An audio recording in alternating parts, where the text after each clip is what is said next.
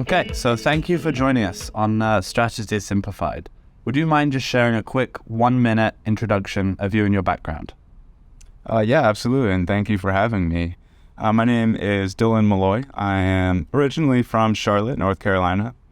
I did my bachelor's degree in health and exercise science at Pfeiffer University in North Carolina, where I also played Division II lacrosse. Throughout my undergraduate career, I thought I wanted to do physical therapy and go through physical therapy school, but I gravitated more towards scientific research. And that's what brought me to Drexel University in Philadelphia, Pennsylvania, where I just completed my PhD in neuroscience this past August 2022.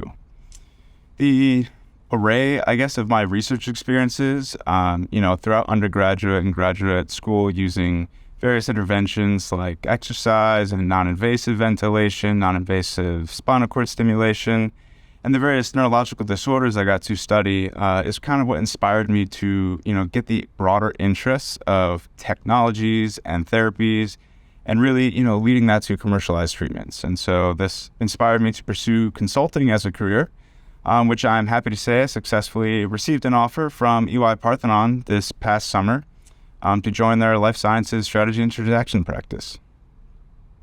Wow, well that's a pretty awesome list of accomplishments there, and I'm excited to definitely dive into a lot of the different ones. First of all, congrats on the massive EY-Parthenon offer. That's a huge accomplishment for anyone, let alone this awesome sector that they have. So do you think you could just walk us through the high-level overview and the major key points in that journey of recruiting with them? Yeah, absolutely.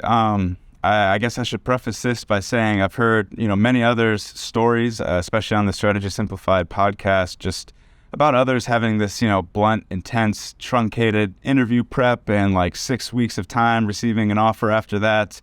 And all I have to say is hats off to them because I envy that. That is not at all, was not at all my journey.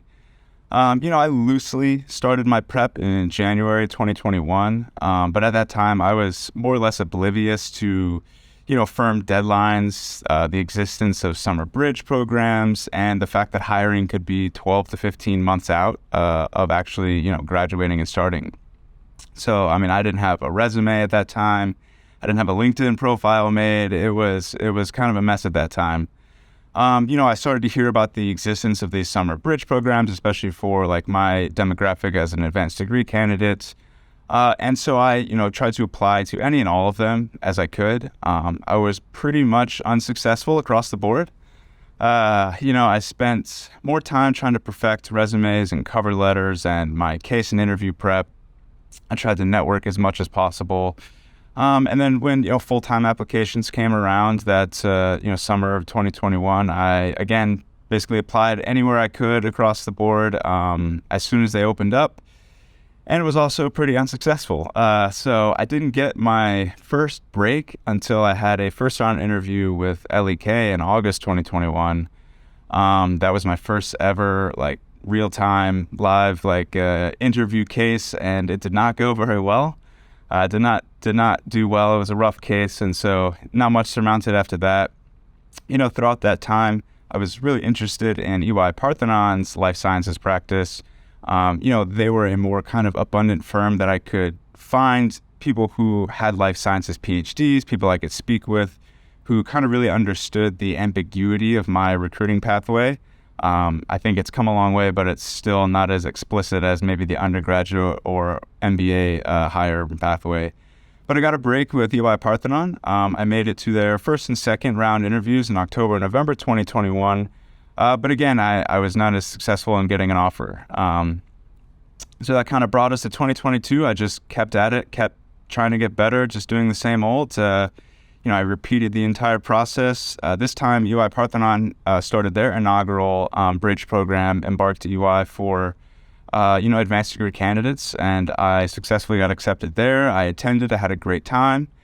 It converted into a first round kind of super day interview, which ultimately paid off for me when I got an offer from them in the summer of 2022.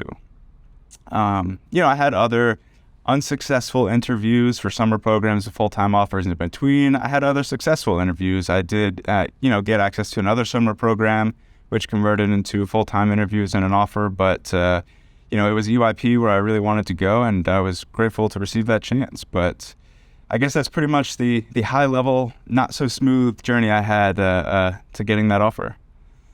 Yeah, I don't often hear a very smooth journey. I think that's the really tough but also beautiful part of consulting, is that it's so turbulent and strenuous that it's so sweet when you get that offer. So again, huge congrats on that. I'm curious, what made you choose EY-Parthenon specifically? Yeah, there's like a multitude of reasons. Like I said, there was just a lot of, like, if I was looking to cold reach out to people on LinkedIn, me personally, I always tried to look for people with a common denominator. In that case, it was, having the life sciences background, having the life sciences PhD. I only wanted to do life sciences consulting, so they had a life sciences practice that they advertised as being, relatively strong. And everyone I talked to just was able to give me that time of day. There wasn't a single person that, didn't take the time to speak with me. I enjoyed speaking with them. They were, very competitive in more of the strategy and transaction practices and functions in the life sciences. And so that's just where I felt like would be a great place, to kick off my career. Yeah, I think that's ultimately what it comes down to for a lot of people, and especially for me as well. Is the people there, and it's the people that want to come out and help you through that process. As, like you said, ambiguous and stressful as it can be, I think that's what makes the difference. I want to shift things a little bit to Drexel. So I know you took a lot of skill building roles, leadership, market research, etc. What was the value of those experiences in helping you identify the interest in consulting and or successfully navigate your consulting recruiting journey? Yeah, it's a good question. In many ways, I would say a lot of those leadership, skill building, extracurricular roles, things outside of my PhD, were probably some of the most important of my experiences in grad school for, various reasons. For example, I spent a few years as the vice president for professional development for our graduate student association. And, I sought out that role specifically because I knew I wanted to find a career outside of academic research, and I just didn't know what. And so I took that role to kind of provide those events for the student body and give myself that experience and exposure, which is ultimately what led me to finding career seminars on consulting and the entire existence of consulting in general. A lot of the leadership roles I had, I was the executive vice president and president of the Graduate Student Association. That's just where I gained most of my managerial skills. I mean, those executive roles is really, what allowed me to have to, manage up, manage down, manage at level with my peers, with program directors, division directors, the dean of the college, things of that sort. Bench research, bench science by nature is very independent. And so a lot of those roles and experiences is where I was able to discuss my ability to have people management, to teamwork skills that I could discuss, interpersonal conflict. A lot of that during behavioral interviews came from those experiences. And then the market research role was, for me, I knew at that point I wanted to go into consulting, and I was looking for anything to broaden my horizons, give me some, difference on my resumes, different experiences outside of the research.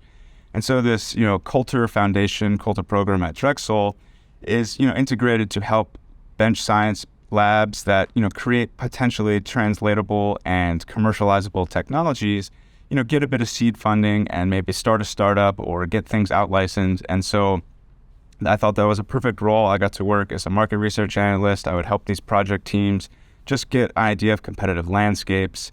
And honestly, that was most of my conversations with directors or partners of the firms, and all my interviews was about this role because, one, it was a great conversation starter, but two, those skills were directly relevant to kind of the analytical and conceptual work consultants would use or need. So, I think if there's one thing I could say, especially to, those who are in the sciences or in PhDs, getting something on your resume that is outside of the academic or bench research realm is pretty huge in my opinion, especially if you're coming from a science or non-business advanced degree background.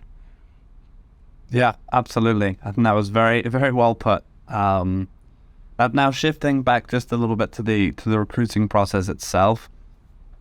Obviously, you mentioned there were a lot of ups and downs, and I think that's the case for everyone's experience. Do you know if you had a biggest obstacle, and if so, I'd love to hear, one, what it was, and two, how you overcame it? Yeah, I mean, based on that overview of my journey, as you might be able to gauge, honestly, for me, I think the biggest obstacle was probably just constant rejection. Like I clearly had a lot more failures than successes throughout the process. Like I said, it didn't seem as some people seem to have very streamlined successes, and that is great. But, you work hard to perform and to kind of show out during these interviews as best you can. And, it just sucks, for lack of better words, when it doesn't pan out. So, I think that was my biggest obstacle. And I think I really just overcame it by keeping at it and by staying persistent. Every rejection or poor interview on my part or just a failure was kind of my opportunity to go back to the drawing board of my prep and see what I could do better, see what I could focus on or what wasn't truly polished, whether that be casing or, the interviewing part, like behavioral questions. And I think it's a bit of an ego thing. I was and am really fully confident in my ability to do this job, to do consulting. I was fully confident in my ability to get an offer. I just knew I needed to show it. I needed to perform during these interviews. So, it can be very demoralizing in a sense to constantly be met with those rejections. But I think my biggest advice is just to commit 100% mentally to the process. I think there were, many, many times telling people about, who are not familiar with the consulting recruiting process or pathway, just, telling them about my failures basically. And they would just, always say, well, what is your backup plan if consulting doesn't work out? And for me, I was confused by that question because there was no backup plan. For me, there was no other option. Consulting is what I was going to do one way or the other. And I wasn't going to stop trying until I got an offer. So I think just commit and keep at it. Done. I love that, and I think that's some really valuable information. I definitely felt the exact same way, and I know that anyone else I've spoken to who's been successful in the recruiting process has had the exact same mindset, in that you really just have to fully commit and take rejection on the chin and keep moving. And so I'm really glad that you're able to do that as well. I know it's not easy when it's just rejection after rejection, and you're just waiting for a glimmer of hope. Yeah, it's just the nature of the competitiveness, nature of the game. But like I said, if you just take it on the chin, take it with a grain of salt, assess yourself and just keep at it. I think the dominoes will fall eventually. Exactly. And talking of those dominoes falling, I know that a big part of, a big fear for everyone in terms of recruiting for consulting is the case interview. I'd love to hear a little bit about your case interview preparation process. Yeah, definitely big fear. And I know when I started it, it was ultra vague concept for me. So, my case interview prep process was pretty long and arduous. I think from the beginning of 2021, when I loosely started this prep, to getting an offer in summer 2022, I probably did well over 50, maybe even 100 cases. I would even go back and repeat cases, a handful of them, redo structures, but I had a high volume because it was, a longer period of time than I guess I wished. But, my casing strategy changed or updated as I needed it to based on where I felt I needed more work. But really, the components more or less stayed the same. I only had time to practice on the weekends, just with the nature of being in lab Monday through Friday. So I would spend anywhere from like 2 to 12 hours each weekend just doing this kind of prep. I always started with case drills or just drilling any component of the case. So like at the beginning, because I was unfamiliar with everything, I drilled each section of a case, kind of breaking down the components just to get high reps of practice. Over time, I think I always would drill just the structures. To be the case structure is probably the most important component of the case, just the best way to start out strong. So that's usually how I would start, kind of my prep process to get my wheels turning for the day. Each day I would practice. Next, I would usually find a weak point. For me, I would usually practice my mental math. That was not always the best for me in each case. So I'd find problem books, written word math problems, and I would just do those out verbally, always trying to verbally speak the question, recap it, clarify kind of my process for solving it and solving it out loud, things like that. Then I would practice full case. So I would go through a full case by myself. I would act as both interviewer and interviewee, kind of verbalizing everything aloud. That can be pretty awkward, especially the first time doing it. You're just sitting there talking to yourself by yourself on both ends of the spectrum. But I remember the first time I did like a live practice with a partner, and everything felt like word vomit, so it's really important to verbalize it because that's exactly how the interview is going to be. So even if you're by yourself, usually that component that I did by myself, the whole case I did by myself, I would end up giving to a case partner. So I had a case partner where we would meet pretty much every weekend, and we would both facilitate and receive cases from each other, give constructive feedback on that sort. I filled in gaps during the week just trying to listen to, others give cases, like on Strategy Simplified, watching YouTube videos, reading anything about case tips. But I'd say pretty much that is the overall, structure and strategy I took to my case prep in and out over the whole course of time. Things like those case structure drills and math drills are things I even did the morning before I had an interview just to, get my mindset right. Yeah, perfect. And that's the way to tackle it and just break it down. I really like what you said about the case drills. I think going back and looking back, I think that would have saved me a lot more time if I'd really drilled each specific part instead of just the repetition with the cases. So I love the advice there.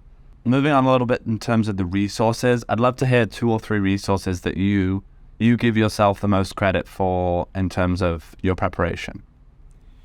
Yeah, for sure. There is probably an overwhelming number of resources tailored to breaking into consulting and practicing this case prep that exists. And it can be kind of paralyzing just to figure out where you should spend most of your time. I know it took me a while to really find the resources that I meshed with.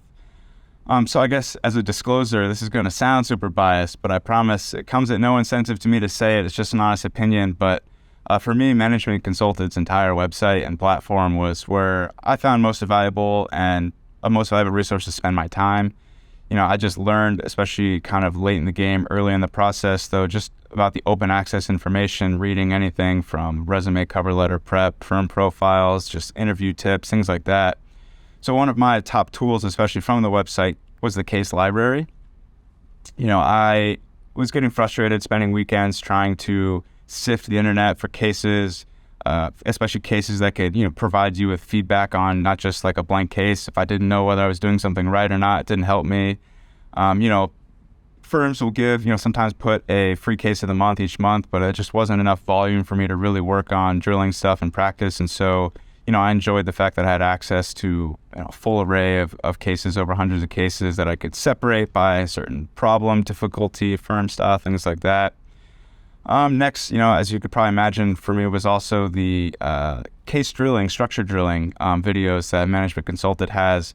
I thought those were great just because, one, it helped me get a lot of just, the wheels turning in terms of getting my mind into the business and casing aspect, but also it was a great way to just start strong for each case. So you listen to a prompt, you'd have to quickly write notes down, recap it, clarify some questions, and then just get right into a structuring problem. So I really enjoyed, those 2 tools. I think lastly, as a resource, it's really important just to give credit to my case partner. It goes a long way to have someone you can, who understands the process and who can be reliably a source that you can practice with. He and I worked together, every weekend, weekly. We were both doing our PhDs together, or not together, but just in general doing our PhDs.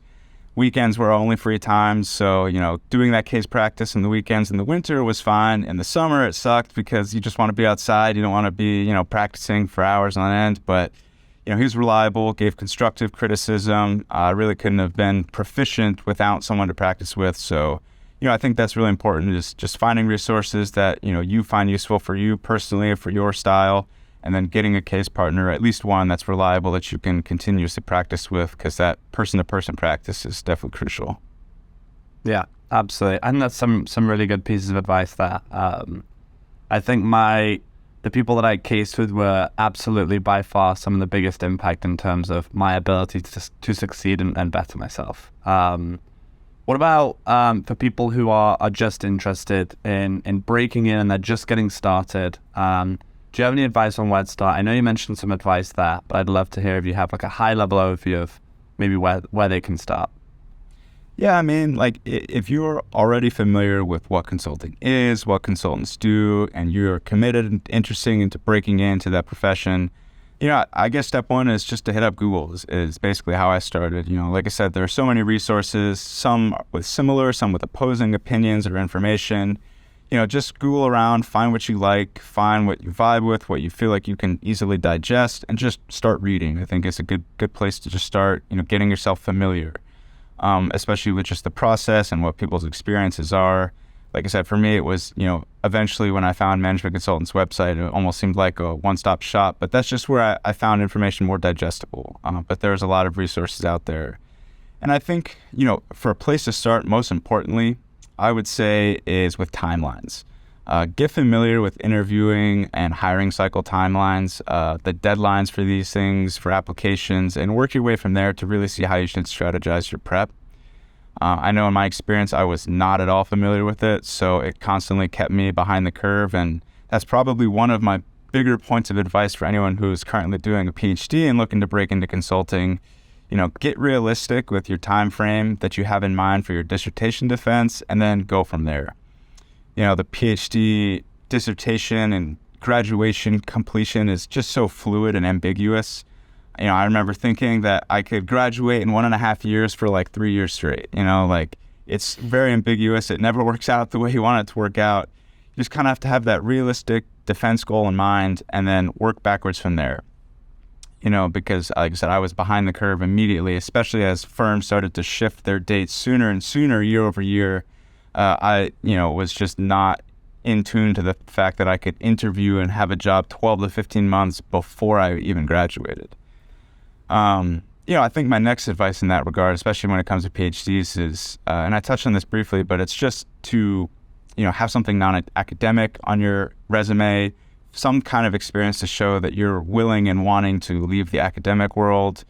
I personally didn't have access to consulting clubs or anything like that at Drexel, but really you just want anything you can try and display that, you can think outside the academic mindset, and you are looking for ways actively to, really kind of leave the hard bench research behind. And then I think what could be broadly able for anybody, if you're starting out, is just to start networking with people and network pretty hard. I think it's a great place to start, especially if you want firm-specific or direct information. Like I said, some of my most valuable information came from directly talking to people who had a PhD, graduated, and started at a firm because, they understood the process I was going through, and they were able to ask more direct questions than I could find just Googling or talking to a recruiter, which I had many times that just were not familiar with my demographic as opposed to the undergraduate or MBA hire. So, I could keep going, but I think those are huge, especially some of those aspects for those with a PhD background. Well, you know what? You beat me to my next question. I wanted to ask you if you had anything specifically for PhD candidates. So props to you for addressing that. Again, I know we've talked about this long process. Looking back, are there any things you would have done differently? I know you mentioned maybe starting some things earlier or later. I'd love to hear more about that. Yeah, it's always in hindsight, right? I guess, if I could do something differently, it would have been probably getting some kind of, coaching or one-on-one help sooner in the process. Like I said, my prep was long and steady. And so I think part of my problem, especially when I wasn't familiar with a lot of the deadlines, was I had a really slow rise to a proficient level. I thought I had more time than I did to prep. And so I was just kind of going it slow and steady. And then everything shifted earlier, and I needed to kind of, fight my way after the fact. So it just took a long time to become practiced and to get, familiar with every aspect and understand what a true proficient level is and what is necessary to, really get past that first round, get past that second round, things of that sort. I was cost sensitive as a broke PhD student, so I was a little risk aversive for making some poor investments kind of into resources and things like that early on in my, decision to commit to this career. But that is something I wish I just bit the bullet and did. I think, if I could have saved time in any which way of someone pinpointing, looking at my process, because you don't often get a lot of feedback during these live cases. So it was hard for me to pinpoint myself of where was my truly weak points and what did I need to spend more time on. So if I could have done something differently, it might have been to do something of that sort. There's pros and cons to casing a lot and casing a little, in my opinion. I could see both being beneficial in its own way, but it can be exhausting. So I think if I could go back and be better, faster, sooner, I probably would have. Yeah, I definitely agree with you. I think even after 50, 60 cases, if you haven't got that direct pinpointed feedback, you can feel a bit lost. Okay, so I want to level with you student to student as both of us have gone through the recruiting process recently. I'd love to hear your opinion on what's one thing that you think everyone gets wrong about the recruiting process. That's a good question. I guess student from student kind of getting through the other side, maybe one thing I think most people get wrong about the process is just that everyone's out to get you, maybe. Like, especially, like I said, when you have a lot of seemingly, failures, and it can be kind of demoralizing in that sense. It's undoubtedly challenging, very competitive, very intense, and you are being, tested with this casing. But I think if you treat it like a test, you'll have a harder time. At least that is, my mindset, how my mindset evolved over time.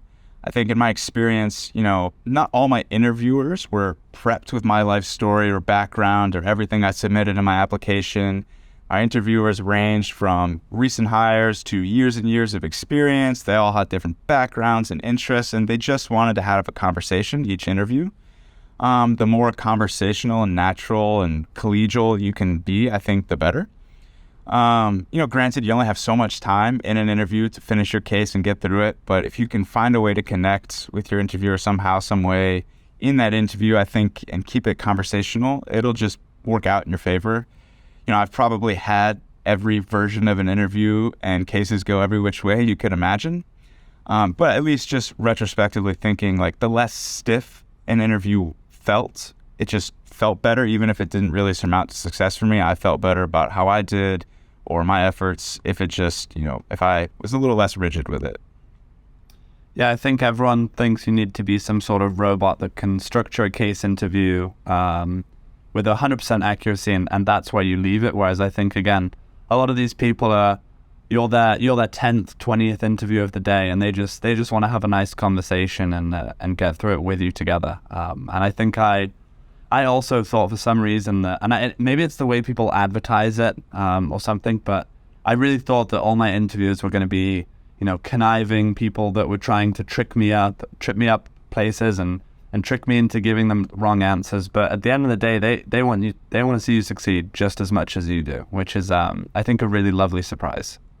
Yeah, I mean, it goes so many ways. I had interviews where I was the stiff one and I felt it after the fact. Interviews where my interviewer was kind of just, stonewall, and like everything I tried, I couldn't seem to break through to like have some kind of rapport, and you still feel like it didn't go well at the end of it. And then some where, I could have done way better during the case, but the conversation was there that I didn't feel as bad with the interview after the fact. So, it's tough to say. I don't know the answer specifically. It changes probably person to person, time to time, but the best you can do is, try and be as relaxed with it as possible, I think. And it is hard to just get yourself into doing everything, kind of as it's supposed to be, as it's needed, and then getting it to be more fluid, which is just what comes with practice.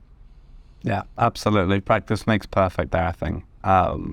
I'd love to shift a little bit to the future. What are you most looking forward to when beginning your role with Parthenon? That's tough too, because I'm just looking forward to everything. I'm really excited to start at EYP. I'm anxious just to get right into projects and just the consulting work that I've been wanting to do. I guess, one thing I would say I'm most looking forward to is just the ability to be staffed on a wide variety of projects. And I know, coming from their, talking with their consultants, coming from their summer program, they have a wide range that they really work with. And, that's always been one driving force for me wanting to do consulting in the first place. And one of the most appealing things is just that breadth of information and topics you could be working on. It's nice to know a lot of information about something and be considered like an expert in a topic, similar to what is your life as a PhD student. But personally, I like the diversity, so I'm kind of just excited to be put on projects where it's like, okay, it's time to become a well-versed, in this topic, brand new topic as soon as possible. So yeah, I'm just excited for, the diversity of subjects, working with the people there, everyone who's been, already there, well-trained, a brand new cohort, and just getting right into it.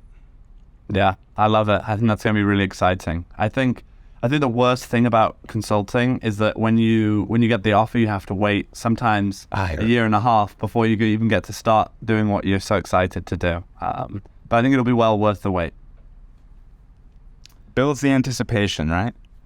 Exactly. Couldn't have put it better myself. Okay, well, that's most of the questions I have for you. Now, I don't know if you've listened to many interviews specifically on Management Consulted, but one thing we love to do is ask a few kind of fun, quirky questions. So I have 3 kind of rapid fire questions when you're ready. I'd love to get your input on them. I have, so let's see what you have in store for me. Yeah, so first one, pretty basic, but if you could have any superpower, what would it be and why? Superpower is a tough one. There's just so many to choose from. I guess I will give you 2 points of view for this. One will be like a fantastical superpower, and one could be considered maybe a more realistic superpower. So in terms of like, the fantastical version, definitely the ability to like apparate, teleport, however you want to call it, go place to place instantaneously. I think the reason for that is because I always want to travel. I like traveling. I like going places, being in many places at once, but of course there's just never enough time. I think probably, the worst part about traveling, especially afar, is you burn like 1 or 2 days round trip just traveling, right? Especially if you're taking long flights, something like that. And I hate that it takes so much time. So I just want to get there. I just want to get to the place that I want to explore. So if I could just do that in the blink of an eye, then I absolutely would. So that would probably be my, fantasy version of a superpower. If I had to choose what could be probably considered a more realistic superpower, the ability to speak every language. Polylingualism is definitely a reality for some people in this world, and I consider that such a superpower. I think it's just amazing to be able to communicate with people, in their most comfortable language, to be able to travel places and speak in a native tongue. I am language inept outside of English, but I, would always just love to have the ability to just communicate across every level, speak every language, and that's just a real world superpower to me. Yeah, well, that was articulated like a true consultant. I love the structure there. Yeah, I think that's a really good superpower, and maybe, who knows, maybe with Parthenon you can be staffed to a project somewhere abroad and learn a language. Yeah, I try to teach myself things occasionally. My boss is French speaking. My lab has had many French speakers, but man, the neuroscience in me would tell you it's really hard once you've reached a mature age to pick up a new language. Yes, absolutely. Okay, a little bit more casual. What's your favorite thing to do outside of work and academics in terms of hobbies or interests? Yeah, I'm a very active person, I guess, by nature. Exercise almost every morning. I like to cycle myself on and off different workouts. I like to create my own workout programs. I love warm weather. Warm weather is my favorite time of year just because you can spend time outdoors. I hate running, but I would love to run outdoors or on trails, something just to get me out in scenery.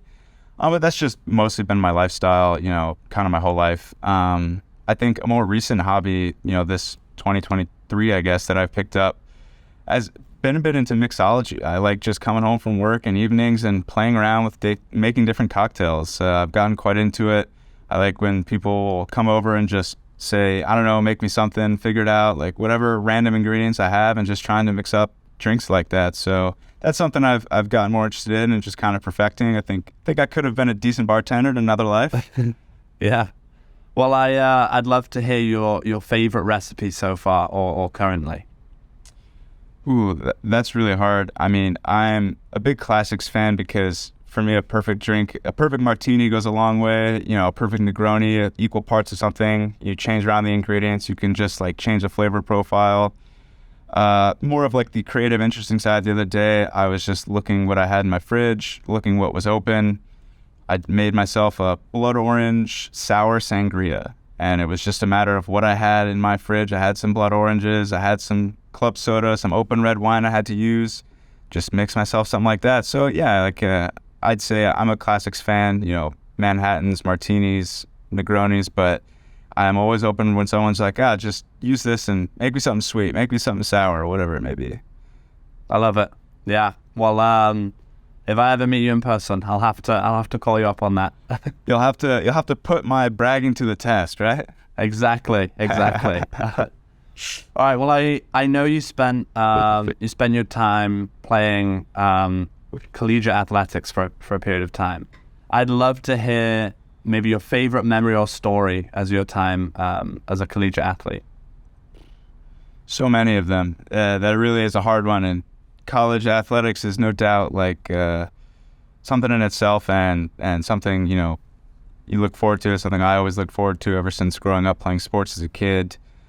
I guess one of my favorite memories, one that always sticks with me, one year, I played college lacrosse. Our team was nationally ranked. We were neck and neck with some other teams in the division, trying to just kind of beat out our ranks. The team we were playing was a home game for us.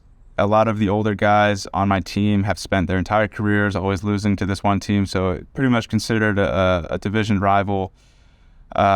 We won that game by 1 point in the final seconds. You could absolutely imagine the atmosphere was electric. The locker room after the game was crazy. The entire campus was, celebrating all night. And so I think that's just one of my favorite memories because, it was a long awaited win for some of the guys in the team.